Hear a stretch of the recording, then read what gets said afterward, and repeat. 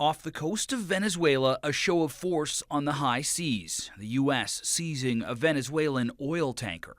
Large tanker, very large.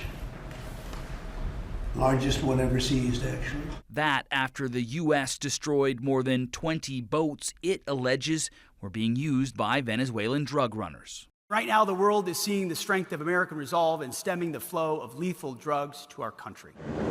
And as the U.S. military presence in the area grows, talk of regime change is building too.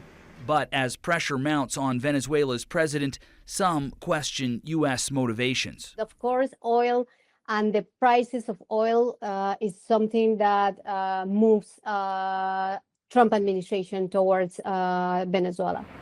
Venezuela has the largest oil reserves on the planet, but years of mismanagement and underinvestment have seen exports crater, dropping from a high of more than 3 million barrels a day to about a quarter of that. The country has massive reserves, the largest in the world, but they are unable to exploit them. And that is obviously a major vulnerability, but it's also one of the reasons why the United States is interested in Venezuela. Venezuela's oil is similar to that produced in Canada's oil sands. A resurgence in oil exports from Venezuela, a potential challenge for Alberta's oil patch. It would be a direct competitor for Canadian barrels into the U.S. Gulf Coast market.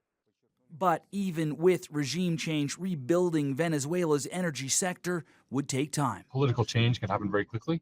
Industrial change takes a long time. Still, if more Venezuelan oil eventually did enter the market, Canadian barrels shipping to the Gulf Coast could fetch a lower price. Another reason some say diversifying markets for Canadian oil makes sense. A deal between Ottawa and Alberta laying out terms for a new pipeline to the Pacific intended to do just that. The case for that line bolstered by a potential change in Venezuela, according to some analysts. And the only real security we can have in any future eventuality is optionality. And I think the main thing that the West Coast Pipeline buys us is additional, essentially a doubling of that non-U.S. route export optionality. As unclear as the future is for Venezuela's oil industry, the possibility of a new pipeline to Canada's west coast is equally murky.